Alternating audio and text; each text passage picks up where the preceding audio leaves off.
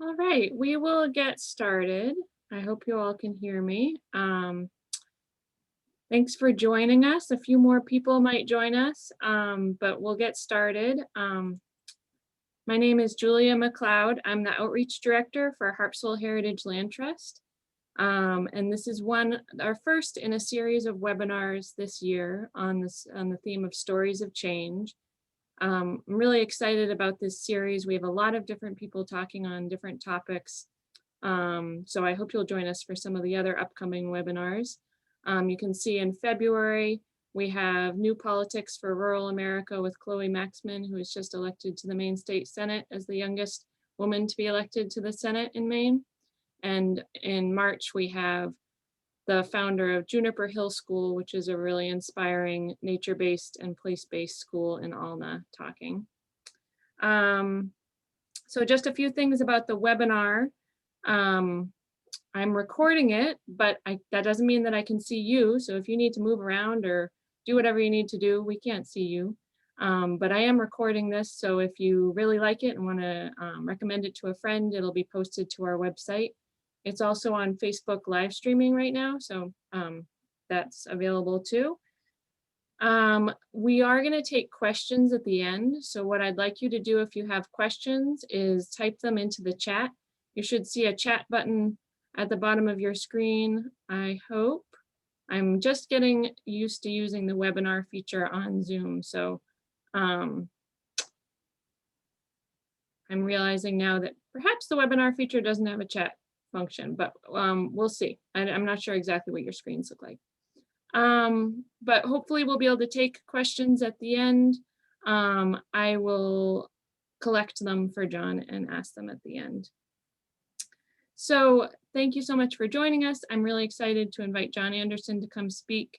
He was my professor in college at College the Atlantic, and I really enjoyed learning from him. Had a wonderful time there in college and really excited to have him speak. It's so great.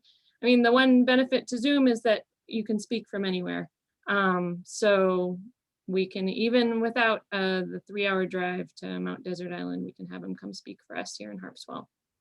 So I'm gonna stop sharing my screen and pass it over to John. I'll let him do more of the introduction of himself and his talk for tonight. Thanks a lot, Julia, and thank you all for coming out or coming in, as the case may be, in what may be the dinner hour for many of you. I hope it'll be a reasonably entertaining substitute for eating, though please go ahead and eat if you've got food handy. Like Julia says, I teach at the College of the Atlantic, and I've been there now for, hard to believe, 33 years. And right now, my position is the W.H. Drury Junior Chair in Ecology and Natural History. And that's all actually important and relevant. William Drury was probably the most knowledgeable person about the seabirds in the Gulf of Maine that has yet come along. He was my mentor my first few years at the college and was very, very important in getting us thinking about a historical approach to ecology on a broad scale. And my chair is in Ecology and Natural History, and I take the natural history part very seriously.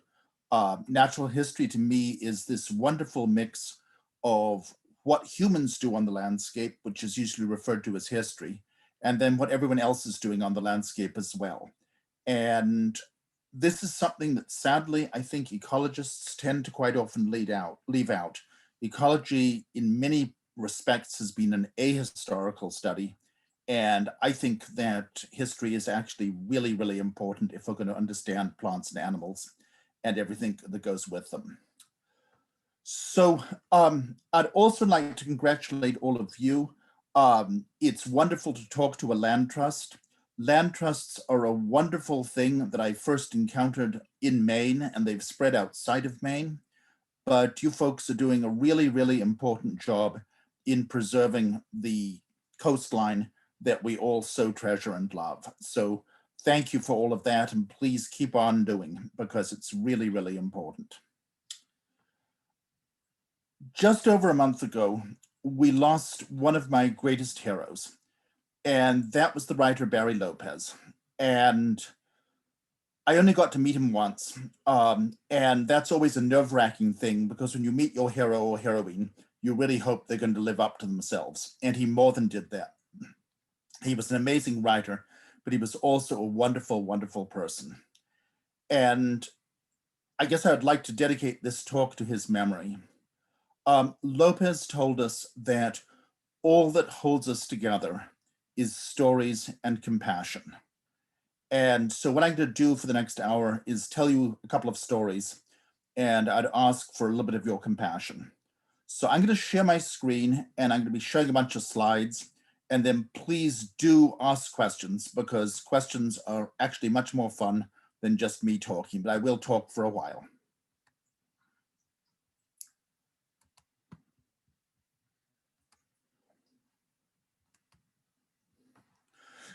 So this is going to be a talk about one particular island in the Gulf of Maine, but in some respects, I hope you will see echoes of this island in other islands that you yourselves encounter, perhaps on a daily basis. I'd like to stress this is indeed a work in progress. So I'd like to think we know more than we did 22 years ago, but we by no means know everything that we hope to know about this place or the occupants of the place. The place I want to take you to is Great Duck Island. I hope my cursor is visible on the screen. Great Duck is a 220-acre island that lies just south of Mount Desert. So here's Mount Desert in the middle of the screen, Vinyl Haven over here, Rockland over there. So it's due south of Mount Desert Island. It's about 8 miles offshore. And here's the island on a nice sunny day. So you can see it's elongated north-south. This is in part due to the action of the ice 15,000 years ago. And that's something we all should remind ourselves. This is a very young coastline, and it's a very dynamic coastline. It's still forming itself. But the biggest influence on it recently, of course, has been the glacial ice. You can see in the far background of this slide, I hope, the hills of Mount Desert Island. Before I go any further, I'd like to thank some of my partners. So College of the Atlantic inherited the Great Duck Light Station back in 1998 as part of the Island Institute's Maine Lights program. So we own 12 of the 220 acres. There's a 5-acre inholding up at the north end, but the bulk of the island is held in trust by the Nature Conservancy and the State of Maine Department of Inland Fish and Wildlife. We have a cooperative agreement as College of the Atlantic to use the whole island for research and education. And here's a sample of what the research and education couldn't happen without. So this is what 22 years of ducklings look like. So every summer, I take a group of students out to the island, and they spend the summer working on different projects, identifying species on the island, working with individual species and individual animals, studying the plants, studying the background of the island itself. And if it weren't for these incredibly dedicated students, nothing that I'm going to tell you tonight would be possible to talk about. Diving right into the history, first person who I've found so far that does an attempt at a map of the coast is Champlain. And Champlain comes down the coast from Port Royal in 1607, and he makes a map. And if you look carefully, you can kind of make out this is Mount Desert Island right here, according to Champlain. Isle au Haut looks a little bit more like Isle au Haut over here. And much to my delight, there are 2 little islands just south of Mount Desert that I'd like to believe are Great Duck and Little Duck. 1767, the English pilot, which is actually a steal by Grierson of earlier maps, we actually have a duck island listed south of Mount Desert. You can see also Mount Desert Rock, the college's other light station, is on this map. Fox Islands to the west. I'm intrigued with this map that you can tell that the actual locations are messed up. Here's Eggemogan Reach that's put as if it were immediately along the coast of Mount Desert. But he's got Duck Island to the north of Seal Island. If this is indeed Great Duck mislabeled Seal Island and Little Duck labeled Duck Island, that's quite interesting, because until we actually went out to Great Duck in the winter, we had no idea that it is in fact a popping ground for gray seals. So it was quite a surprise in a very cold February morning to come down to the station and find a dozen gray seals giving birth on our front lawn. The best map of the coast from historical times is the so-called Blue Neptune series, which was being made by the Royal Navy in 1776. And of course, that was just in time for certain unpleasantnesses between some of your ancestors and some of mine. And if you look at the Blue Neptune, this was a map of the coast of the whole of British North America, the whole series of wonderful charts. We can see the islands really start looking like themselves. So Mount Desert really does look like Mount Desert. There's some Sound. Here we've got the Cranberry Islands, French Boulogne Island over here, so on and so forth. And here is a very recognizable Great Duck in the middle. Zooming in on that, we can see it's a nice long island. Here's Little Duck to the north. And what's particularly appealing to me is that in this map from 1776, we can see there is a nick, a narrow neck at the top of the island. And that is of quite a bit of interest to us these days, because that narrow neck still exists, but we've surveyed it, and it's actually right now below sea level. I guess you could say I'm an ornithologist because I spend as much time as I can studying birds. And I think what a lot of people think when they hear the word ornithologist or field ecologist, they imagine me outside with a nice hat and a pair of binoculars looking at beautiful things. In actual fact, one spends an awful lot of time these days inside in front of computers and going through old records and trying to find stories of places. So don't try and read this. It's just it's something I'm proud of because it took me so long. Here's everyone that I found who owned or acted as if they owned Great Duck over the course of the last 200 plus years. The island was first officially owned by a French lady called Madame de Gregoire, who also convinced General Washington to give her the whole eastern half of Mount Desert Island and the islands to the east of Somme Sound, including Great Duck. Some of you, I hope, will be going, wait a moment, John, what about people who were on this coast hundreds, if not thousands of years before any Europeans showed up? We've looked and looked and looked all these years for any signs of Native Americans spending significant time on Great Duck, and we've found no trace of that. You go to the inner islands to the north, and you will find wonderful shell mounds with all kinds of interesting artifacts. But Great Duck, for reasons that may become apparent soon, never seems to have attracted Native American settlers.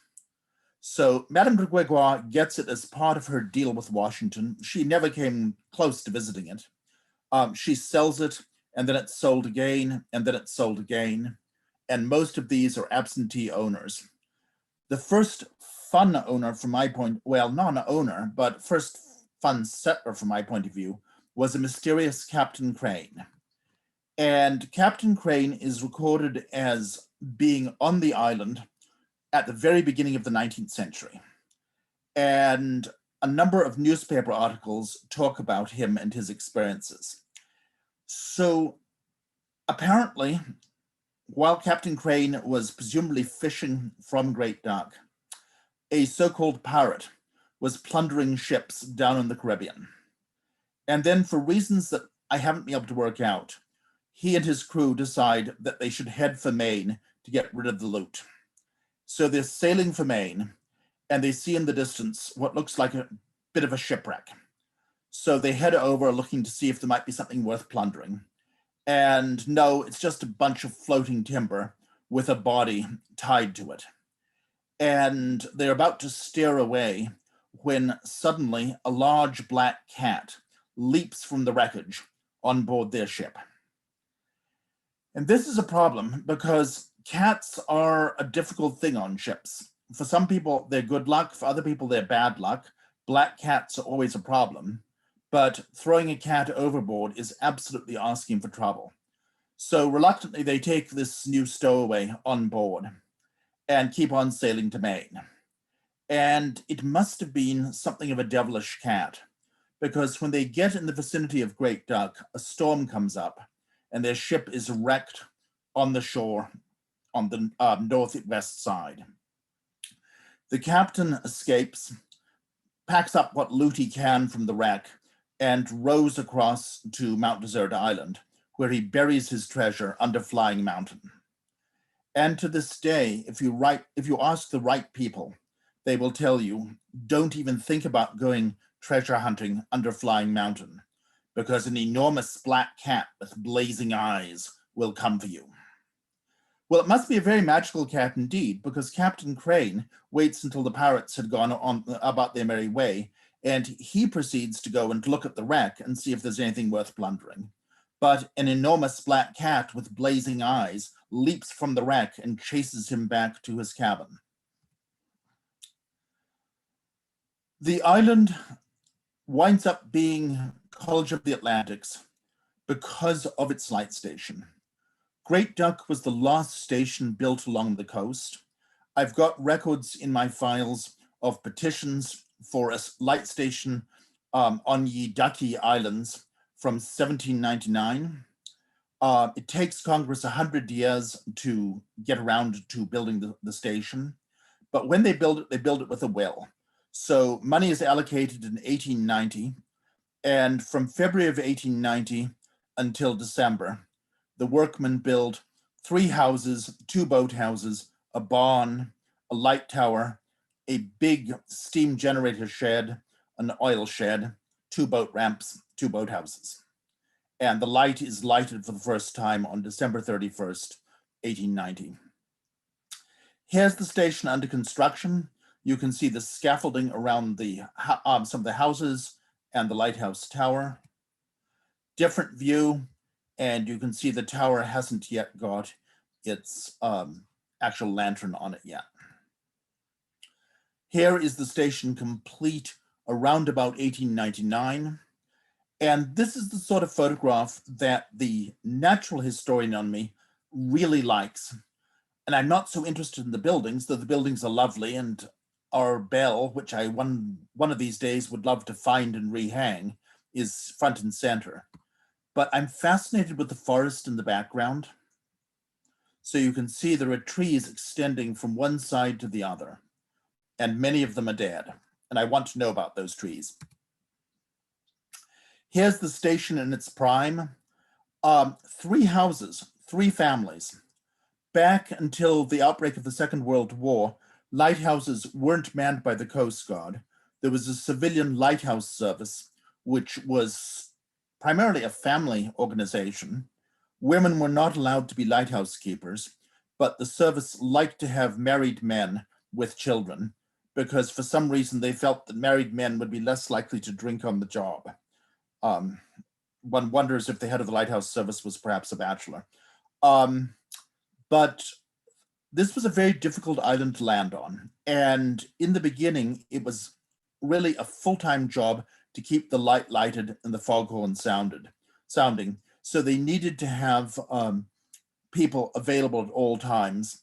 And so they kept 3 families out there, 3 separate houses, 1 for each family. Here's an aerial shot. And you can see the houses each had their own storage shed in the back. Two boathouses. This is on the western shore, and you can see the enormously long boat ramp that was required to get a boat down into water when you want to launch or land. The foghorn was actually a steam whistle, and so there was a big steam generator in what we still call the generator shed, the building with a chimney in the background. It took a lot of fresh water. And so the long, thin building in this picture is what we call the rain shed. And this had gutters draining into a big central cistern, which provided fresh water, both for use by the station people and also to keep the boiler on the generator running smoothly. Took an awful lot of coal to keep that generator running. And so for a few years, they had their own railway. And you can see there's the tracks, and there's one of the railway cars in the middle, and a big hauling gear at one end to pull the coal cars up from the shore. And they would go through several tons of coal in a given year, keeping the generator running. Unique among all the light stations of the coast, Great Duck had its own school. And this was an operation that ran from about 1906 to somewhere in the late teens of the last century. And what triggered it was that there was an amazing period when you had 3 families of lighthouse keepers, each of which had a number of children. And then there was another non-owner squatting at the north end, a man called Van Horn, who, depending on who's telling the story, had somewhere between 6 and 10 children. The peak figure I've got for children on the island at this period is about 35. And the families and the Van Horns petitioned to the Lighthouse Service to pay for a school teacher to come and teach their children. And Mr. Van Horn gave over one of his barns at the north end to be the schoolhouse. And it was fitted up with quarters for the school teacher in the upper story and a schoolroom down below. And very fortunately, William Gross, who was not only the ornithologist at Bowdoin, but a pioneer of field photography, actually came to the island in about 1919, 1920, and took photographs not only of the island, but of the interiors of some of the buildings. So we're all spoiled rotten these days. We've got these amazing cameras that we can carry around in our butt pockets and get photographs of just about anything. Remember back then, a camera was something that it took a swarthy person to lug around, and film was so slow that you had to have really good light to get a picture of anything. Because Gross was a master of photography, he was able to actually take photographs inside the buildings. And so this is what the schoolroom looked like. This is actually probably a year or two after the teacher left. Children grew up, there was no further need for a teacher. Outside shot of this would have been the schoolhouse with the rest of the Van Horn establishment in the background. The Van Horns seem to have left the island somewhere between 1918 and 1920. And after they go, there's a period where nobody's living on the island year-round except the lighthouse families. There had been farmers at the north end prior to the Van Horns and prior to the captain and the Devil Cat. They'd run sheep on the island, and in fact, the island remained pasturage for sheep up until the 1950s. But in about 1880, the sheep farmer's house burned down, and the owners decided they were better off going to the inner islands. They still kept their sheep out there and came out periodically to shear or slaughter, but they didn't live on the island anymore. Then in 1952, the island was sold to a Philadelphia inventor and his family, and he came out to the island originally, according to his daughter, in search of yet another treasure, liked what he saw and got a house transported by barge out to the island. So this was his house that was originally brought out in two pieces, rather like those rather terrifying houses that you encounter on the highway on big panel trucks, one half going followed by another half. In this case, it was put on a barge, shipped out and put together. And they would live on the island from March until October and then go back to Philadelphia. By the early 60s, they sold the island to this gentleman. This is a man called George Cloutier, and he was originally, I believe, from Skowhegan, and he was a psychotherapist. And he worked up in Bangor, but it was the 1960s, and he had bigger dreams. And he saw Great Duck as an ideal place for an intentional community and a gestalt therapy clinic. And he had his own airplane. So he bulldozed a runway across the island, and he would come and go in his plane. And he convinced a variety of people to come out and live on the island. Some of them were patients that were going through therapy. Some were people who were drawn to the island and saw it as a place to conduct a life away from the craziness on shore. And they built a whole variety of houses for themselves. This, I think, looks rather like a flying saucer. Interesting cabin, yurts. And Cloutier also brought out animals. And this is important for me as the ecologist because different animals have different effects on the landscape. So he had sheep of his own, he had ponies, he had a goose, and most important for my interest in birds, he had a dog. And those of you who know about ground nesting birds will know that large dogs and ground nesting birds don't really go together. So I suspect that while Cloutier was at the north end of the island, there were very few, if any, birds nesting up there. As I said at the beginning, in 1998, we acquired the light station under the terms of the Maine Lights Agreement. Cloutier was long gone by that point. He was forced to sell the island in 1985. That's how Nature Conservancy in the state acquired the bulk of it. But the station had gone on being used by the Coast Guard up until 1986 as a manned station, and then it was automated with everything done remotely from that point on. So in 1998, we got the station, and from 1999 on, we've been doing work out there.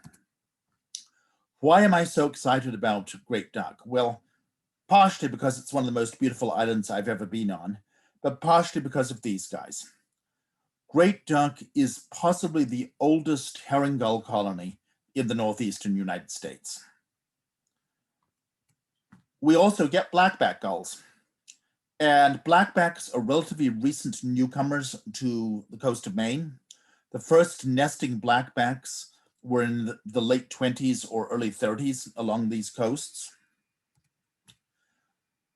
Birds of all sorts were seriously impacted at the end of the 19th century, and many of the species we take as for granted as common birds were extremely rare. And the reason is this. So this is a picture that one of my former students found when she was cleaning out her granny's attic. And apparently this is her granny's best friend, around about probably 1898. And you can see she's wearing a bird wing on her hat. And I kind of think it might be a blackback gull wing from the looks of it. The millinery trade was responsible for a massive slaughter of birds worldwide. But here in the Northeast, by the 1890s, a number of very courageous women decided that this was ridiculous. And remember, women hadn't got the franchise yet. They couldn't vote, but by gum, they could make their husbands vote. And so they pressured their husbands to pass a series of laws that led to the protection of all birds from hunting for other than personal consumption. And this spread globally. And so it's the first really dramatic example of conservation in action. Great Duck had managed to hang onto its herring gulls when the other islands up and down the coast had lost theirs to the hunters. The reason being that Great Duck was such a difficult island to land on that the hunters just couldn't be bothered until the very end of the hunting period. So this again is an example of far too many hours going through dusty old sheets of paper, trying to put together the history of nesting on the island. And the gaps in the graph are not zeros, they're missing information. And if there's one plea I have for all of you,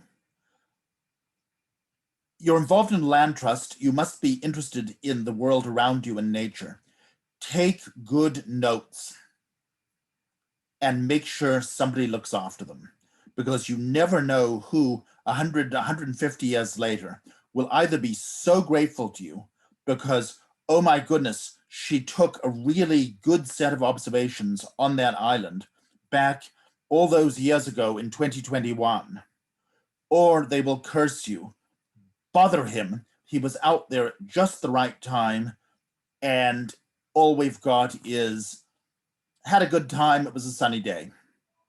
And we want to know so much more. So if you look at this graph, you can see back at the beginning of the last century, we had about 2,000 pairs of gulls nesting on the island. The number does seem to have gone up for a while, drops off, and then plunges. And by the time the story picks up again, quite a few years later, there are very few birds nesting on the island. Here's why. End of the 19th century, all birds being protected. But by the late 20s, early 30s, people were complaining bitterly about herring gulls. And two groups of people in particular complaining, one being farmers who were using an awful lot of herring to fertilize their fields. And the gulls must have thought they'd died and gone to heaven. Here were these lovely people coming and spreading out herring, tasty herring, all over the field for them to eat. And then the other group of people who didn't like gulls were boat owners who didn't like the polish on their boat being ruined by guano. And guano does indeed happen. So together they convinced the federal government to launch a program to do something about the gulls. And what this young man is doing is he's spraying a gull nest. You can see our house in the background. So this is on Great Duck. This is courtesy of the Bowdoin Library, which has a wonderful collection of all of Professor Gross's photographs from his career. And the nest is being sprayed with a mixture of formaldehyde and machine oil. And the oil plugs up the pores in the egg so the egg suffocates. And then the formaldehyde preserves the egg so it doesn't rot and burst. And the adults go on incubating it until it's too late to relay. If you just break the eggs, chances are the birds will try again. So Gross and his crew come out to Great Duck 3 years in a row, and by the time they're done, we've gone from close to 2,000 pairs nesting to down to less than 100. And that stays that way for quite some time. 1999, we came out to the island to start looking at what was there. And like I say, it's not the easiest island to land on. This is after we'd had the boat ramp rebuilt. So when we came, there was no boat ramp at all. And these rocks will tell you why. These in the winter are like giant cannonballs or hammers on an anvil that smash everything underneath them. But through the generosity of one of our trustees, Alice Eno, we were able to get the boat ramp rebuilt. And it makes landing, if not easy, at least a lot easier than it was. We immediately set out to map the island as much as we possibly could. And so here's one of my students with a GPS unit, and he's off to map nests and other features on the island. And all of this goes into a geographic information system, a GIS. So every year we try to add more and more layers to what we know about the island. This is just the basic outline, the area that's vegetated, and human structures, roads, and buildings. But we can throw in the forest as well. And we can also get into the geology. And the title of this talk is Time on a Moving Island. And if you look carefully, you can see sort of a series of ledges on the southern end in particular of the island. These are all old sea levels because the sea has moved around a great deal. For a while, the land was rising after the ice faster than the sea. Now the sea has caught up and is overtaking it. And we know that within probably my children's lifetime, great duck will actually split right up here and become medium duck and little duck. Even beyond that, though, my geologist friend and colleague Sarah Hall came out and looked at the rocks, and she tells me that we have a very active fault running right through here. And the extreme southern end of Great Duck is headed for the mainland. The rest of Great Duck is moving to Brazil. I don't think I need to worry about that myself, but give it 500 million years and it's going to be a very different landscape. We look for eggs, we look for nests. And if you look at the total number of nesting gulls on the island since we started our project, the number has gone up a bit. Not a lot, but a bit. It's very important and exciting. The number is going up. People tend to think of gulls as being, oh yeah, it's just a seagull, and they're so common. They're part of our everyday experience when we go down to the shore. In actual fact, gulls in the Western North Atlantic are going through what looks like a catastrophic decline. So there's been more than a 20% drop in the number of gulls just in the last 15 to 20 years. And colony after colony that when I first came to Maine was active and full of birds every summer, you go now and they're empty and they're silent.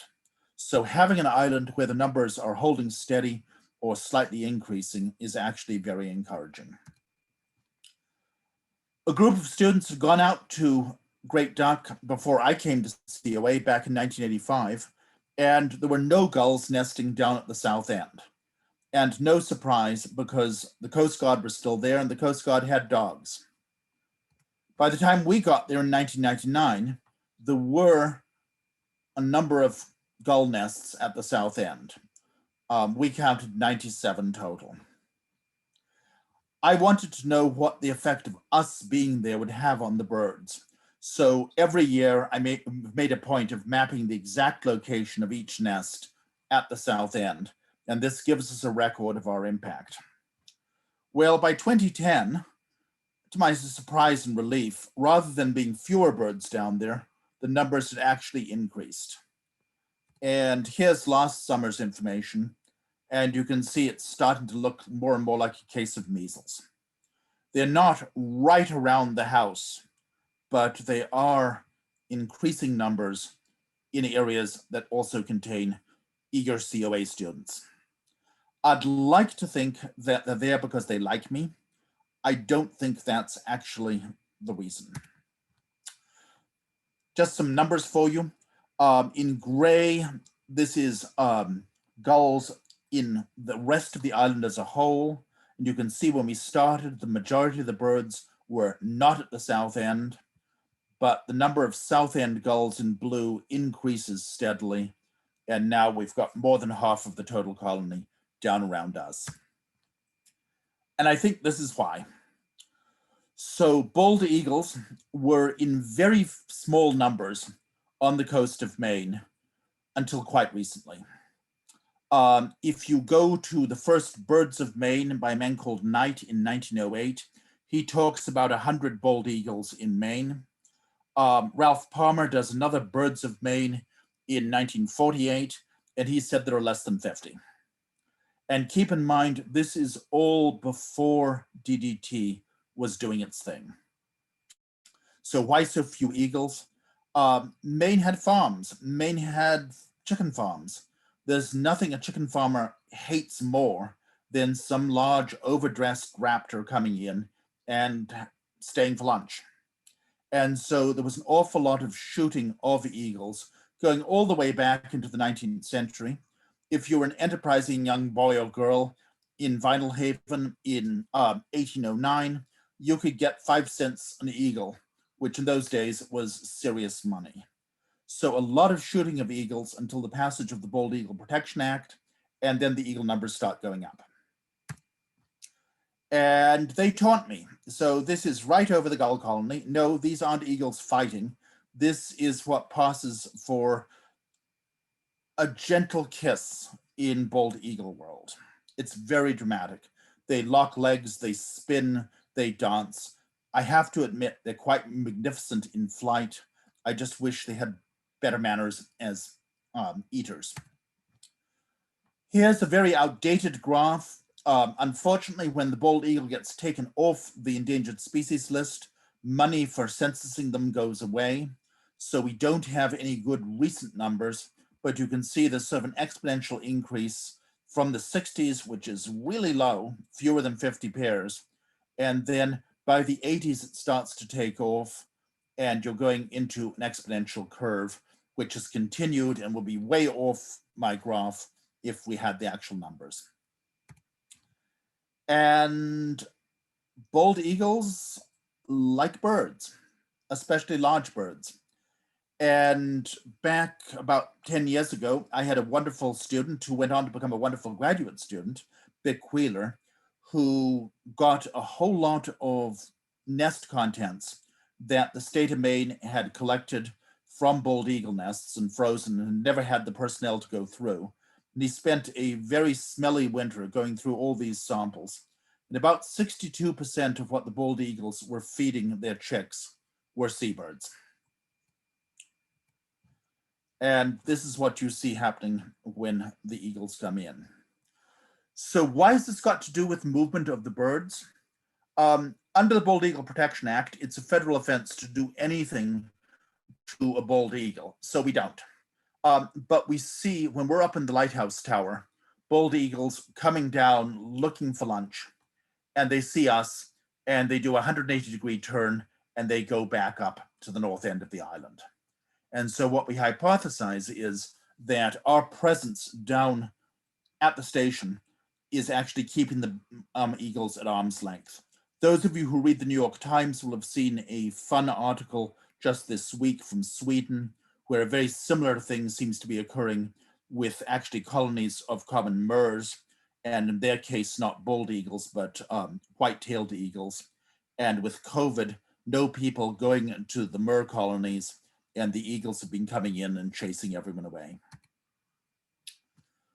Another threat and another thing to think about in terms of human ecology, and I should stress that human ecology is the major I teach, and it's the degree that our host Julia has, and it is the interface between the arts, the sciences, and the humanities. And so we try to incorporate all kinds of different elements into our understanding of the world. My generation has largely walked away from hundreds, if not thousands of years of tradition of hunting and trapping. And as a result, fur bearers on the coast seem to be on the increase. So it shouldn't have been as the surprise it was when we found this and many other like samples when we arrived out at the island this summer. And putting out game cameras produced this. And this is one of the plumpest otters I have yet to encounter. So he swam from the mainland and got to the island, and he must have thought he'd died and gone to heaven because there was lots of things for him to eat. Things like this, and also other species of birds. I'm talking too much. I'll have to try and hurry through some of this stuff and give you a little bit more of a taste of things, and we'll get back to the otter in a moment. We work with the birds. So here's one of my students. She's weighing chicks. We band them. We also put color bands on them. Another plea for you all. When you go down to the beach, take binoculars and look at legs. Don't worry about the rest of the bird, just look at legs. And if you happen to see a band like this, I'd really love to know what you see. Just you saw what looks like a red band, that's useful. But if you can read the letter, number, letter combination, that's even better, and we can tell you about that bird. Our birds go quite a long way. So this is, again, an old slide. We've got a lot more returns since this, but you can see they get as far east as Bermuda and as far south as Louisiana, Florida. They connect Maine to the world. More recently, we've been putting GPS tags on some of our gulls. That's what's on the back of this bird. And that records, the way we've set them up, every 15 minutes where the bird is anywhere in the world. And then if the bird comes back within 1 kilometer of our base station, it will download everything it's been doing since the last download. And some of our birds kind of stay at home. So this is a bird that you're looking at a year in the life of a herring gull, and it's basically been hanging out around Greater Mount Desert Island. Other birds, though, go elsewhere. And so we've got tracks going all the way down to Virginia. A number of birds seem to love being in the Chesapeake.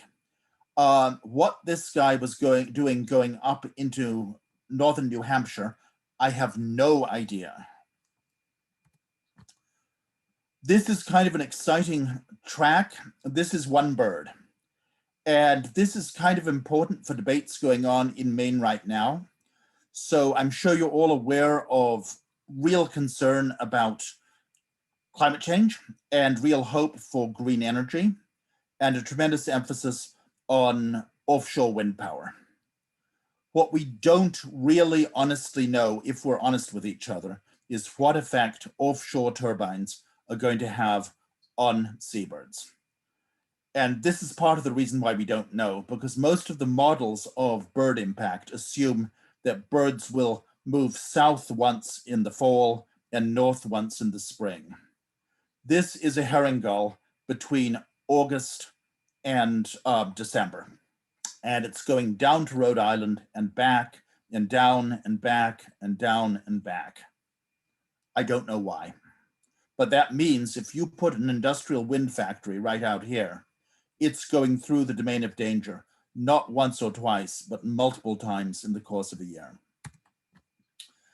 Here's a bird that just loves to get urban. So this is a different gull. This is New York City. And Rikers Island is right in here. So this is our jailbird, and he goes and hangs out with his fellow jailbirds on the roof of the prison on Rikers. And he's been doing this 2 years in a row. Here's our big worry with that otter. So you go to Great Duck and you'll see lots and lots of holes in the ground. And it's very easy to miss them, but you shouldn't, because in those holes are the commonest bird on the island and the most mysterious. So this is Leach's storm petrel being held by Ayakumakai, who spent way more time than I thought it was humanly possible slithering on hands and knees over the whole island, calculating how many birds we actually have nesting there.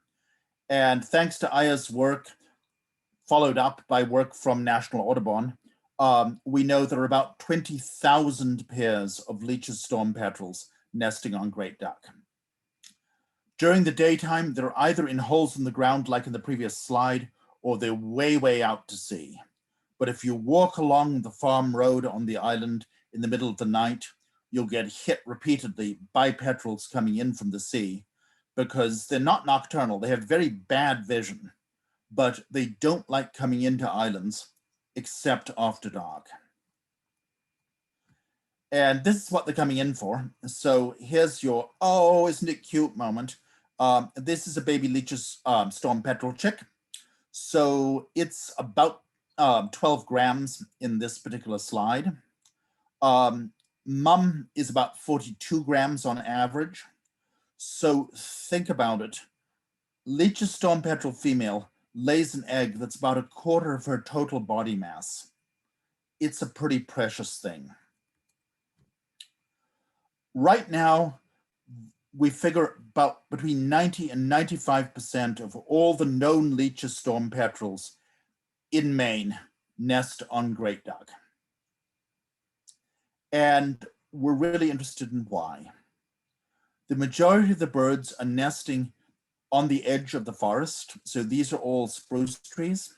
And notice how open the landscape is. There's no understory.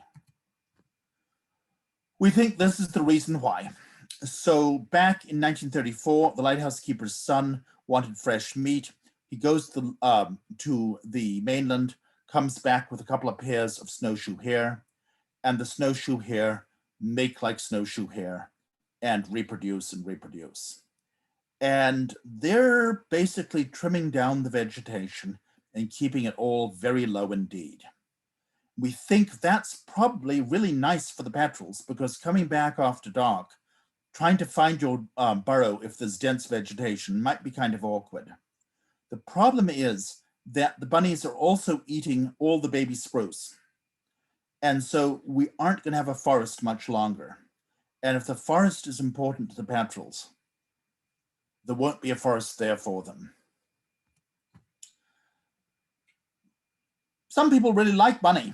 And so this is a bust from 3 years ago when some hunters went out to the island. We were trying very hard to work out how many snowshoe hare were actually on the island. And we were quite shocked when we got the report from Inland Fish and Wildlife that the hunters had taken over 100 bunnies in the course of one afternoon. What we don't know is how many other bunnies were taken by other people who were also hunting. And what was really intriguing was when we went out in the summer, we couldn't see any decline in the total number. So there is active discussion at this point about trying to do a serious removal project of the hare from the island and seeing what effect that has on the overall vegetation. Right now, we're mapping the vegetation in great detail. Thanks to the Maine Outdoor Heritage Fund, my students will be working really intensively recording all different types of vegetation across the island.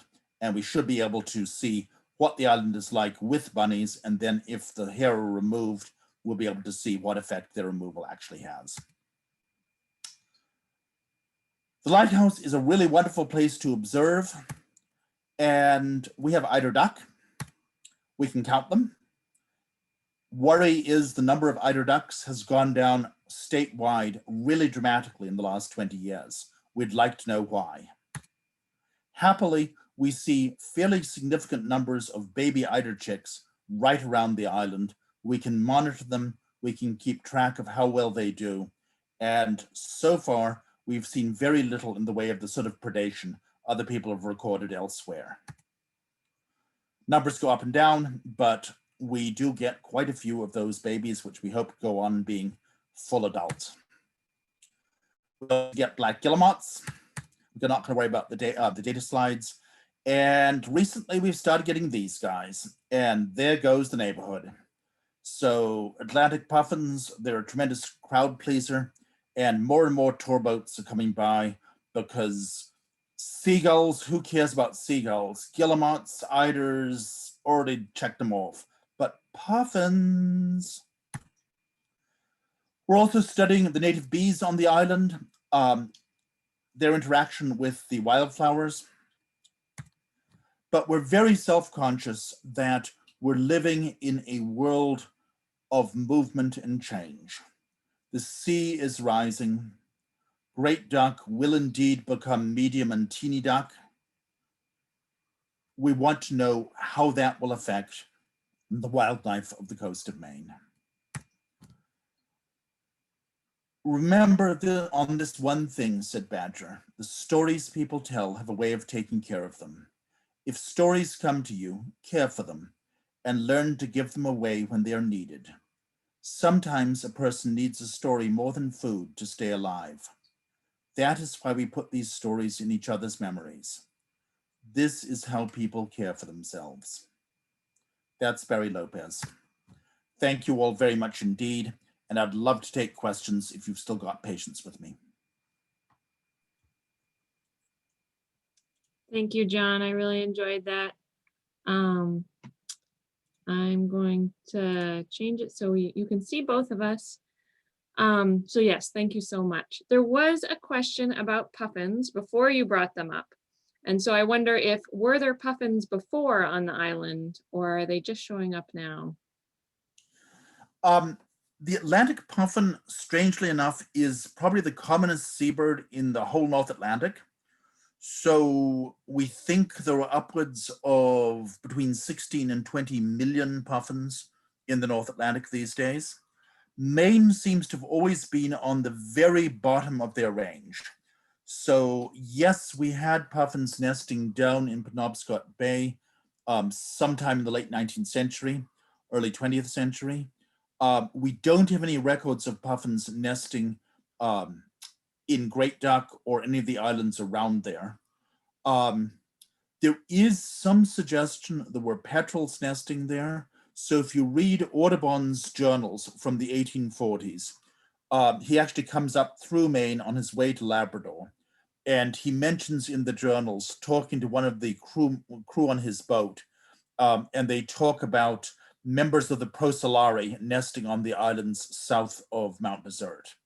And so I suspect that might actually be petrels on Great Duck, but there's no indication of actual puffins nesting there. Machias seal across the border in Canada did have puffins nesting and continues to have puffins, but all the puffins that we know about in the Penn Bay region disappear, and then they're coming back now, partially due to a very intense reintroduction program by National Audubon, but partially it seems all of the alcids are coming south on their own anyway for reasons we don't understand. So we're seeing more and more puffins coming down from Canada, also razorbills. We haven't got nesting murres yet, but I think it's only a matter of time. Great, thank you. And there's a number of other questions that are coming in. I appreciate you all for typing them in. I'll start with a quick one, which is, when was that photo of the rogue wave taken? The one at the that was very end. taken in 2013. Beautiful summer day, and that's the tail end of a hurricane coming through. I'd like to imagine that is the very wave that swept over Mount Desert Rock shortly before that. We did have a wave from the same storm that went right over the top of Mount Desert Rock and took the boathouse off to Canada and washed out the bottom of the other buildings. So as you see, a nice sunny day, and I wasn't out there, the students were, and thank God they stayed back from the shore. And then let me ask you this other question. There's a question that says, how are management decisions made for the island? For instance, how or who will island stewards decide what to do about the hares or the otters? That is a great question. And the simple answer is it's a matter of negotiation between us, the Inland Fish and Wildlife Service, the Federal Fish and Wildlife, and the Nature Conservancy. And I think we all want the same overall outcome. We're not all totally convinced on the methodologies involved. So I do think, for instance, the snowshoe hare, they are introduced. They do seem to be having an impact on the vegetation. I'm not totally convinced that their impact is entirely negative. So this is why we're trying to do our best to study the island as intensively as possible. Right. And then there was another question about the Leach's storm petrels, and how do you know that that other Maine islands don't have significant amounts of their nests? I love that question. And I hope you noticed that I very much hedged my statement. We've got between 90 and 95% of the known petrels here in Maine. We know there is another very large colony over the line up at Kent Island, Bowden's Field Station. We know there are a handful of petrels nesting on Petit Manan. I suspect that this is a matter of the more islands you really look at, the more islands you're going to find might have petrels on them. 30 years ago, the National Park Service was doing a survey of some of its islands, and the crew were camped out, and in the middle of the night, they woke up, and they were woken because their tents were actually on top of a small cluster of petrel burrows, and the petrels were coming back and saying, "We want in, we want in." It's very easy to miss a burrow if you don't know what to look for. So I think it's really, really important that we survey as many islands as we possibly can to find out what's going on. A big worry with petrels is, like with gulls, petrels to the north of us are declining at alarming levels. So 20,000 petrels nesting on great duck sounds like a lot. Some of the Canadian islands are estimated to have over 2 million petrels nesting on them, but they're seeing really big declines over the last few years. And actually, it only seems to be the Gulf of Maine islands that are not going down. So we'd love to know why we're staying constant when they're going down. And we'd really love to know what the problem is in Canada. And more surveying would be a really good thing. Okay. Time for a couple more questions? Yeah, okay. There was one person, Jim St. Pierre, who wrote, 43 years ago, I surveyed all major Maine coastal islands for development. Few were left without development. Any idea how many Maine coastal islands now are without development? Another lovely question and a really difficult one. So when I showed up at the College of the Atlantic 33 years ago, one of my questions was, they'd flown me up in the old Bar Harbor Airways, and it was daytime, and I sat just transfixed, island after island after island. And I said, how many islands do you have? And everyone sort of shuffled their feet and said, well, we don't really know. And so when I set up the GIS lab at the College of the Atlantic, I set the students to digitizing the whole coast. And so they got the US Geological Survey maps, and they went and digitized every single island they could. And then we hit the button, and the answer came back, and I think it was 6,226 islands on the coast of Maine. But then we went and looked for them, and we found that in some cases it was only an island at high tide, or it wasn't even there at high tide, it was only there at low tide, or in some cases it was 2 islands at one tide and 1 island at a different tide. In other cases, it didn't seem to even exist, in spite of the best efforts of the Geological Survey. So when people ask me these days, how many islands do you have on the coast of Maine? I fall back on the official state number, which is over 4,000. Of those, a lot are small ledges that I don't think even the most constructive zillionaire would want to try and build a house on.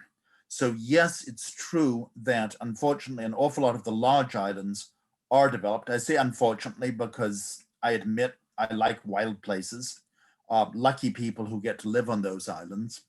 But an awful lot of the islands are really very small indeed. And it's small islands without trees that are really, really important for most of the seabirds. Small islands far enough from the shore that it's difficult or impossible for something like an otter or a mink to swim out to. That's really, really what a seabird is looking for. Okay, I'm gonna go with 2 more, one that might be shorter than the other. One is, someone asks if you need any volunteers over the summer. Simple answer is I'm limited in terms of numbers of people I can have on the island. And I've right now got some awkward choices to make with, I've got way more students who want to come than I can take. That being said, with the right sort of arrangement, we do love being able to share the island with people. And like I say, our mission with the state and Nature Conservancy is for education and research. So we do sometimes make provision for visitors. Obviously, under COVID conditions, we have to be particularly careful. But if you are interested in actually coming and seeing the island, please do get in touch with me. This is all of ours island. It is a wonderful, wonderful place. And I think the best way to get people to be conservationists is to get them out there and fall in love with the things that need to be conserved. I really enjoyed the few days I spent out there when you invited me out back when I was in college. It's a nice place to visit. Julia, if I can just grab, I just see there's a question here. My daughter asked, why did you want to start studying birds? That was the one I was going to end with. And there's a really simple answer to that, because they're beautiful. And keep that in mind always, people. So I'm afraid all too often there's a temptation to try and insist that things have to be useful in some sense and that we have to be able to put a price tag on them. I don't think you can put a price tag on beauty. And yes, herring gulls are among the most beautiful birds imaginable. And if you don't believe me, you have to come and pay some attention. There really can't be much more beauty than gulls in the morning with the sunlight catching their wings. Please pay attention. They're lovely. Thank you. Okay, I think on that note, we're trying to stick to an hour as much as we can. So I thank you all for coming. I thank you, John, for talking. That was really interesting. Lots of people enjoyed it. And I'll see you all sometime in the future. Thank you all for your attention. And if you have questions, you can always get me at jga@coa.edu. That's jga@coa.edu. Look after yourselves. Stay healthy. And I will be posting a recording of this to the Harpswell Heritage Land Trust website. So if you want to watch it again, or if you want to share it with a friend, it will be there. All right. Thank you all. Good night.